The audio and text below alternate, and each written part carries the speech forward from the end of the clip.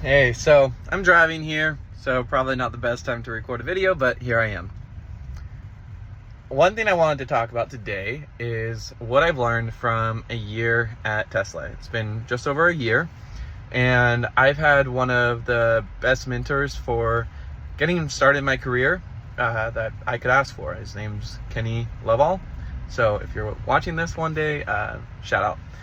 Anyways, so I wanted to just go through it'll be a little bit rambling, but some of the things I've learned in my first year that I would say have really been my formal introduction into the world of a job out of college.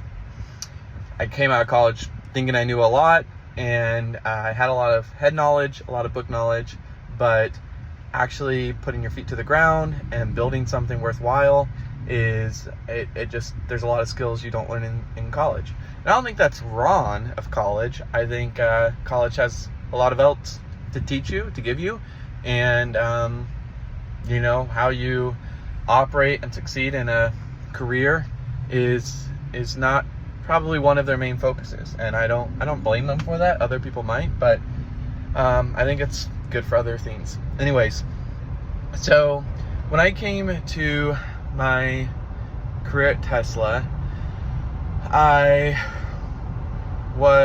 came in with a degree in math, computer science, and statistics, and I think the biggest thing I've learned over the past year, if I had to sum it up, is kind of going from being researchy to being an engineer. And I don't know, I haven't been at a lot of other companies for long enough to know if what I'm about to share is similar across all companies or if it's just Tesla related. But what I've noticed is, at least at Tesla, they want their engineers to be more than just an engineer. So one place that in a recent one-on-one with Kenny, he kind of talked about 3 areas that you can grow in as an engineer. And I'm a software engineer, and so growing in software technical skills is kind of a given. How good can you code, write tests, that kind of stuff. Which I'm not saying it's easy, and I'm still learning how to grow in that, but it's a given for a software engineer. But the 3 areas he talked about were in operations, architecture, and let's see, what's the last one? Operations, architecture, and project management. And I would say he personifies this really well. And so one of the best ways I've learned is just by watching him. So let me talk about some of the ways he's kind of personified this for me and how I'm learning to grow in these areas. So as far as operations, I guess another word for this would be, business impact. So if you're writing software, it probably is being used by someone, and that probably has some sort of impact, and how your software impacts people, how if your software goes down, how that impacts people, how you get new customers, how you maintain relationships with existing customers, how you decide cost-benefit analysis of new features and new initiatives. All of these kinds of things, I would say, kind of go into operations. And there's some crossover between architecture and project management, so they're not 3 completely distinct categories. But at least at Tesla, we're working on a product that has a lot of cameras deployed across the factory that scan stuff. And so the operations for us is our customers are people that are on the factory floor, and getting down onto the factory floor, walking around, figuring out how we're going to deploy these cameras, how we're going to maintain them. If we have thousands of them, who's going to maintain them? What's the operational burden? How could we scale to 10x what we have today? Where do we place them? And then the relationships with all those people. How are we going to power these cameras? How are we going to use get the network? Is the network going to be reliable enough? All these kinds of things are operations related. And kind of as an extension to that, or I guess adjacent to it, is the business impact. So thinking clearly about the business impact of every decision that's made. And so if you're writing software, it's not just, okay, what seems like the most cool software to me to write, or the thing I'm most equipped to write, but rather what do our customers want? And oftentimes customers don't know what they want, right? But so you really have to kind of dig in with the customer and, you know, see what they actually want versus what they say they want.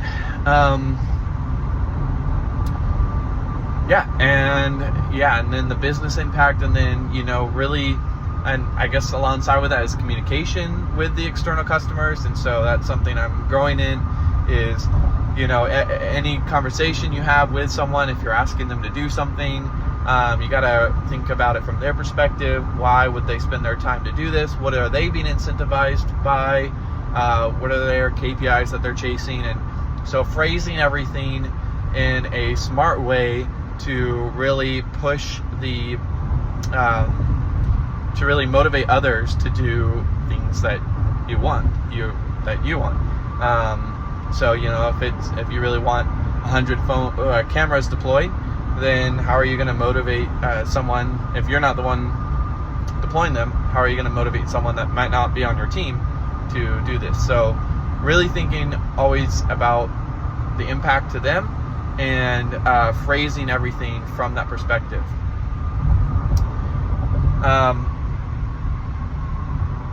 One thing I've noticed that Kenny's pretty good at is, if you want someone to do something and you think it makes perfect sense for them to do it,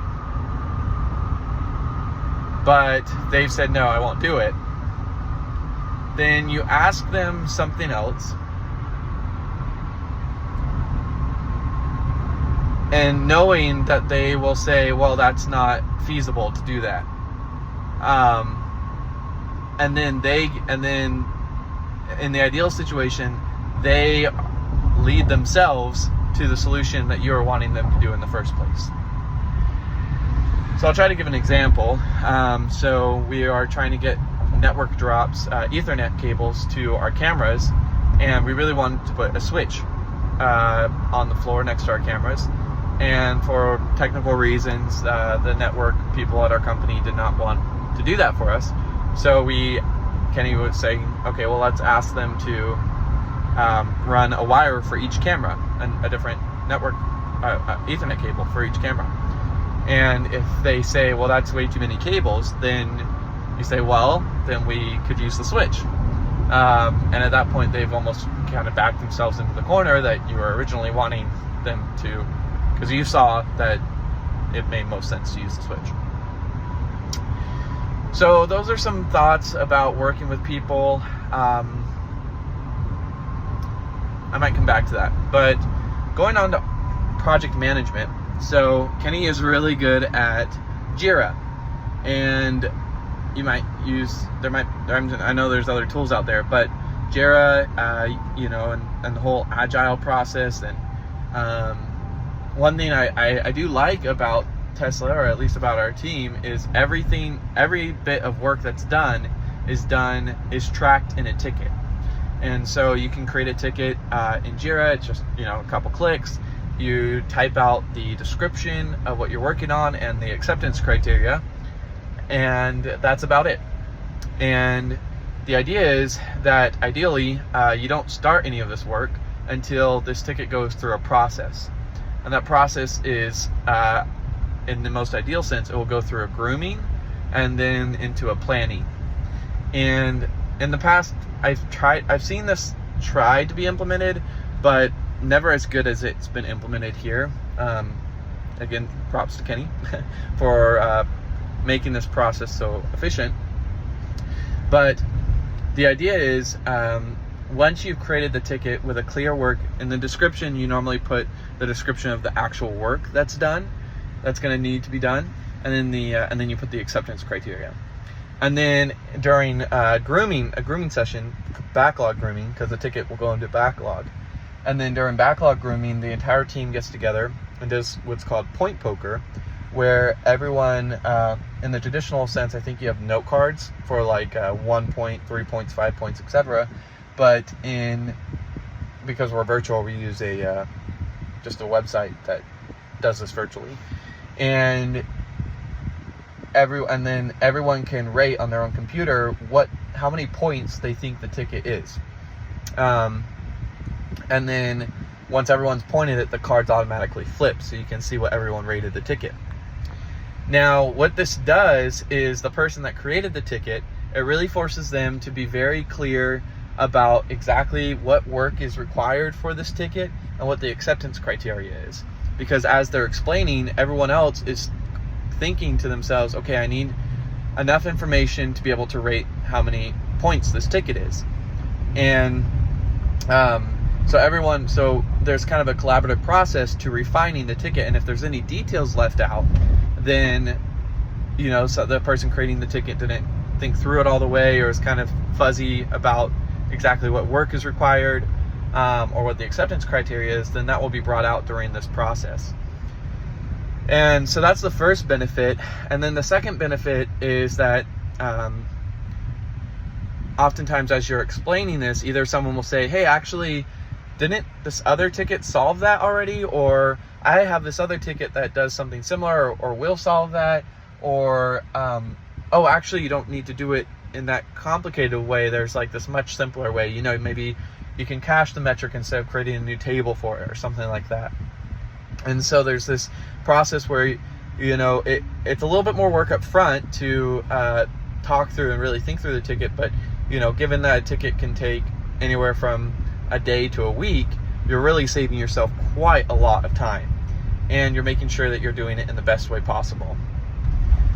So then once the cards flip and everyone sees the points, then it becomes very obvious if you did a good job explaining exactly what the ticket is and what's the work required, because if all the points are fairly similar, say all of them are 3 points, then everyone is pretty much in agreement that the ticket is clearly defined and how much work is required is clearly defined. Now, generally there won't be a perfect alignment, and that's okay. There might be slight differences, and that's an opportunity to kind of continue to refine that ticket and figure out if it needs to be clarified further. And that's just as helpful. Now, sometimes there will be a ticket where some people will rate it 3 and other people will rate it 13.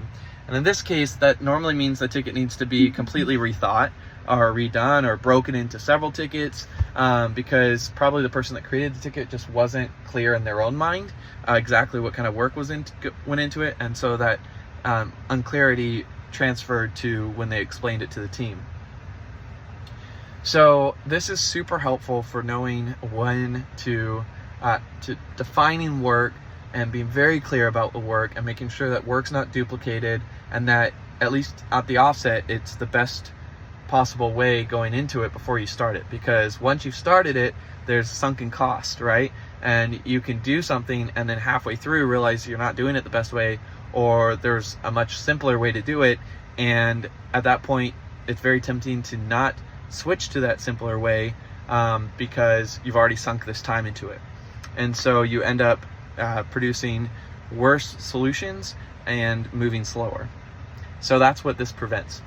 So that's kind of the purpose of tickets and backlog grooming, but that's only half of the benefit of tickets. And next I'm going to go into the planning process that you use with the tickets.